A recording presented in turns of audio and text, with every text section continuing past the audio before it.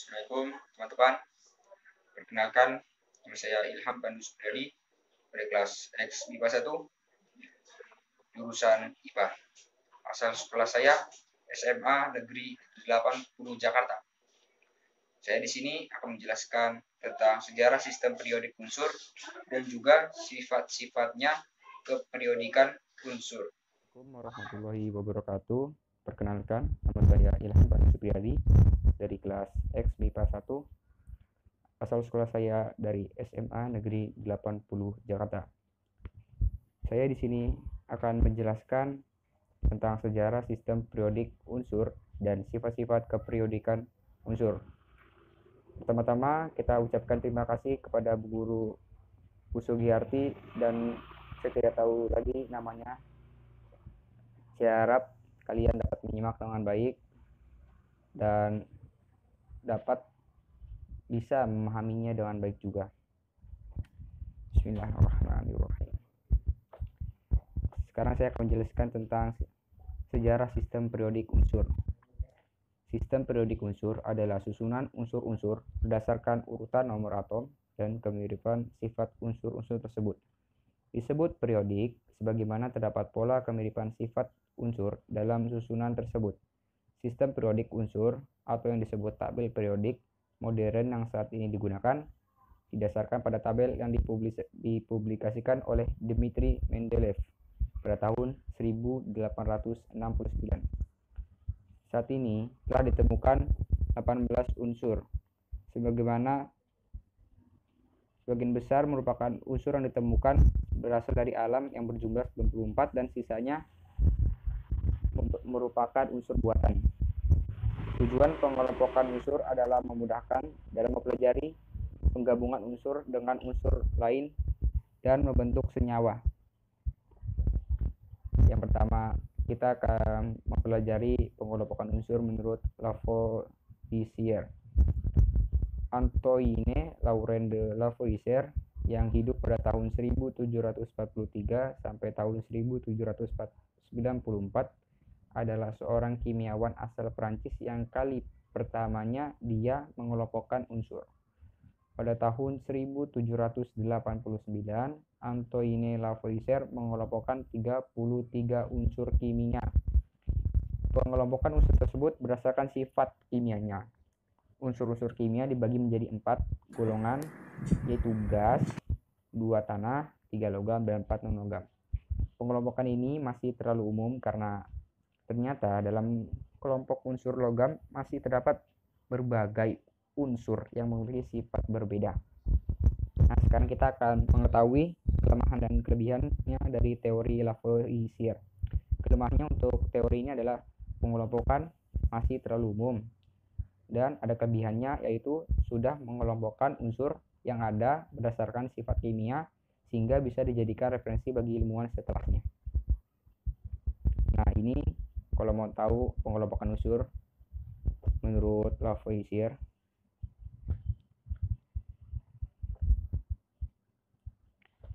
Sekarang yang kedua, pengelompokan unsur menurut J.W. Dobereiner. Hukum triad Dobereiner merupakan sebuah hukum atau teori yang mengelompokkan 3 unsur kimia dengan kemiripan sifat tertentu.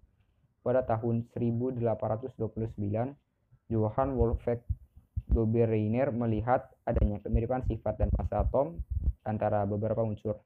Ia kemudian membentuk kelompok yang terdiri dari 3 unsur dengan sifat kimia yang mirip. Kelompok ini disebut dengan triad, makanya disebut hukum triad Dobereiner. Untuk kelemahan dan kelebihannya ada, yaitu kelemahannya teori ini adalah pengelompokan unsur ini kurang efisien dengan adanya beberapa unsur lain dan tidak termasuk dalam kelompok triad padahal sifatnya sama dengan unsur dalam kelompok triad tersebut. Untuk kelebihannya ada, yaitu terletak pada konsistenan setiap unsur yang terletak kedua dan pada unsur-unsur yang memiliki persamaan sifat akan menjadi massa atom rata-rata dari unsur pertama dan ketiga. Nah, ini kalau mau tahu kelompok menurut triad Dobereiner, ini ada 4 ya, lihat tuh. Ada 4 bagan tapi dibagi 3, senyawa, pembentuk, dan garam. Selanjutnya kita beralih ke hukum Octave Newlands. Pada tahun 1863, seorang ahli kimia dari Inggris bernama A.R. Newlands mengumumkan penemuannya yang disebut hukum Octave. Newlands menyusun unsur berdasarkan kenaikan massa atom relatifnya. Ternyata unsur yang berselisih satu oktav, unsur 1 misalnya mirip ke 8, unsur kedua mirip ke 9, dan seterusnya menunjukkan kemiripan sifat. Untuk kelebihan dari hukum ini adalah Newlands merupakan orang yang pertama kali menunjukkan bahwa unsur-unsur kimia bersifat periodik. Yang untuk kelemahan dari hukum Octave Newlands, hukum Octave ini juga mempunyai kelemahan karena hanya berlaku untuk unsur-unsur ringan. Jika diteruskan, ternyata kemiripan sifat terlalu dipaksakan. Misalnya, Zn mempunyai sifat yang cukup berbeda dengan Be, Mg, dan Ca. Hukum Octave Newlands hanya berlaku untuk unsur-unsur dengan massa atom yang rendah. Oh ya, maaf. Tadi di sini menurut Dobereiner saya menjelaskan. Dari pengelompokan unsur tersebut terdapat suatu keteraturan. Setiap 3 unsur yang sifatnya mirip, massa atom unsur yang kedua merupakan massa atom rata-rata dari massa atom unsur pertama dan ketiga. Itu penjelasan dari hukum triade Dobereiner. Kita lanjut ke tabel hukum Octave Newlands. Ini ya, ada gambarnya kan, bisa kelihatan.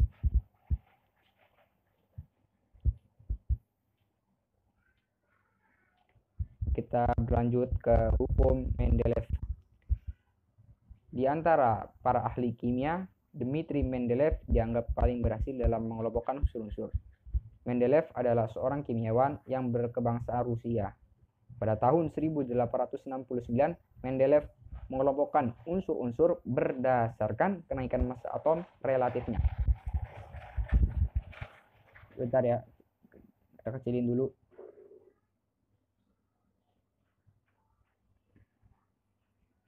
Kita pindahin dulu. Cara pengelompokan Mendeleev dilakukan dengan kartu. Kartu tersebut ditulis lambang atom. Misalnya ya, lambang atom, massa atom relatif, dan sifat-sifat unsur tersebut. Kemudian unsur-unsur disusun berdasarkan kenaikan massa atom relatif dan sifat-sifatnya.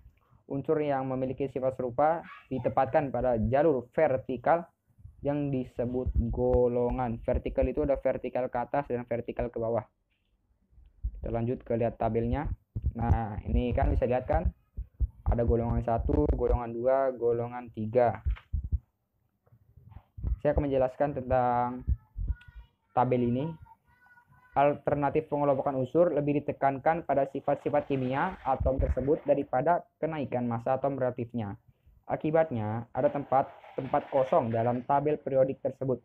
Tempat-tempat kosong inilah yang oleh Mendeleev diduga akan diisi unsur-unsur yang ketika itu belum ditemukan. Ternyata dugaan itu terbukti, yaitu dengan ditemukannya unsur-unsur yang memiliki sifat yang mirip. Nah, itu penjelasannya untuk tabel sistem periodik Mendeleev. Nah, ini kelebihan dan kekurangannya. Untuk kelebihannya, yang pertama, sifat kimia dan fisika unsur dalam suatu golongan mirip dan berubah secara teratur. Yang kedua, valensi tertinggi suatu unsur sama dengan nomor golongannya. Yang ketiga, dapat merapalkan sifat unsur yang belum ditemukan pada saat itu dan telah mempunyai tempat yang kosong. Kekurangannya atau kelemahan sistem periodik Mendeleev, yang pertama, valensi unsur yang lebih dari satu sulit diramalkan dari golongan panjang periodik tidak sama dan sebabnya tidak dijelaskan. 2. Beberapa unsur tidak disusun berdasarkan kenaikan massa atomnya. Contoh, Te 108 sebelum I 127. Itu ya.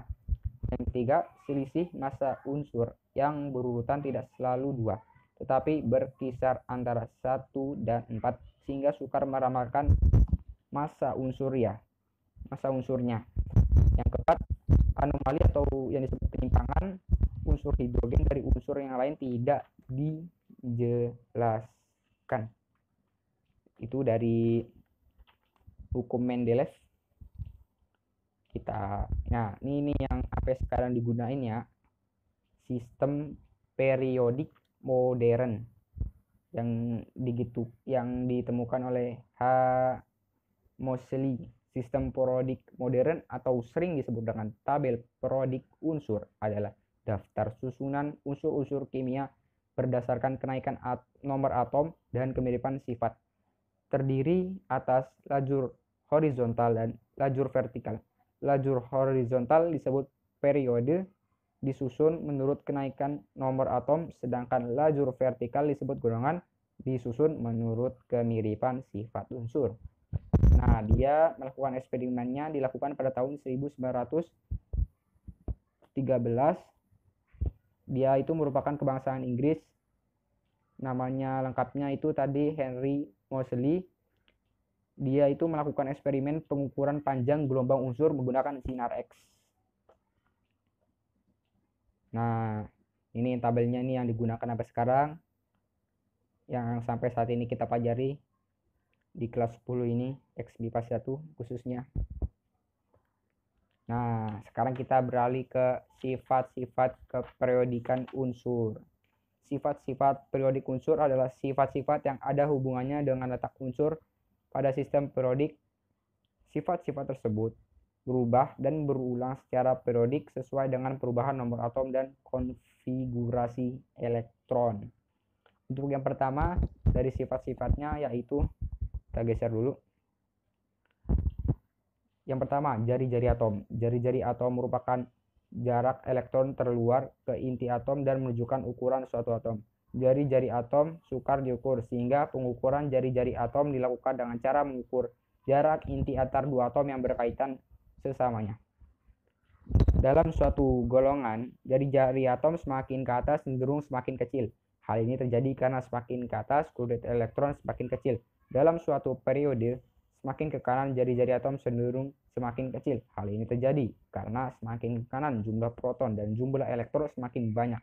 Sedangkan jumlah kulit terluar yang terisi elektron tetap sama, sehingga tarikannya inti itu terhadap elektron terluar semakin kuat.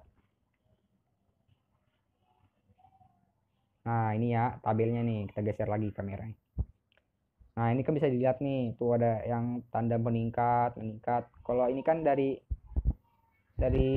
yang vertikal dulu, jadi ini kan dari vertikal ke atas menuju vertikal ke bawah kan itu kan meningkat ya.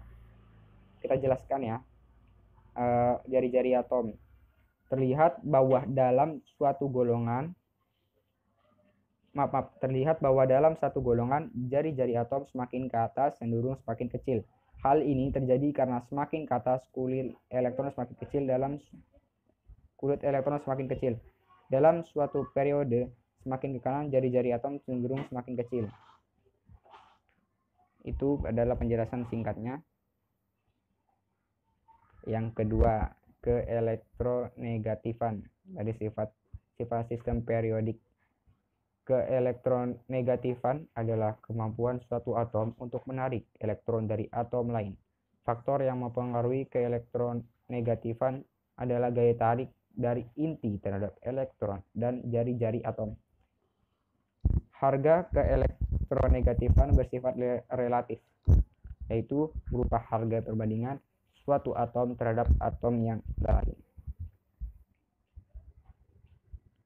Nah, ini adalah keelektronegatifan unsur skala Pauling. Saya jelaskan, dalam satu golongan, harga keelektronegatifan dari bawah ke atas semakin besar. Dalam satu periode, dari kiri ke kanan, harga keelektronegatifan semakin besar. Jika harga keelektronegatifan semakin besar, berarti unsur yang bersangkutan cenderung menarik pasangan elektron, ikatan atau gaya tarik elektron dari atom tersebut makin kuat. Kita berlanjut ke nomor 3 ya guys. Energi ionisasi. Energi ionisasi adalah nilai energi minimum yang diperlukan atom netral dalam wujud gas untuk melepas sebuah elektron paling luar atau yang terikat paling lemah membentuk ion positif. Pelepasan elektron kedua, yaitu dari ion positif 1, disebut energi ionisasi kedua. Pelepasan elektron ketiga disebut energi ionisasi ketiga, dan seterusnya. Harga energi ionisasi dipengaruhi oleh jari-jari atom dan jumlah elektron valensi atau muatan inti. Nah, kita lihat nih ada tabelnya.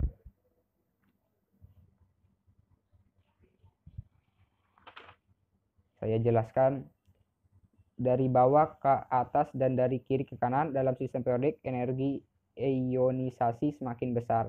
Nah, kan bisa dilihat nih dari vertikal ke bawah menuju vertikal ke atas, energi ionisasi semakin besar. Yang horizontal juga sama, semakin ke kanan semakin besar. Nah, yang terakhir nih, alhamdulillah, afinitas elektron. Afinitas elektron adalah energi yang disebabkan oleh suatu atom dalam wujud gas menerima sebuah elektron. Harga afinitas elektron sukar ditentukan secara langsung. Nah, ini ya tabelnya ya. Anda bisa lihat kan di situ kan ada, Anda bisa lihat tuh di situnya kan ada kayak negatif. Ini 73 yang di H. Itu merupakan tanda negatif menunjukkan energi yang dilepaskan. Itu saja yang dapat saya jelaskan. Saya kira ini banyak kekurangannya ya, mohon dimaklumin. Saya harap kalian subscribe, like, share, komen YouTube ini supaya lebih berkembang dan lebih bermanfaat untuk kita semua. Kurang lebihnya mohon maaf.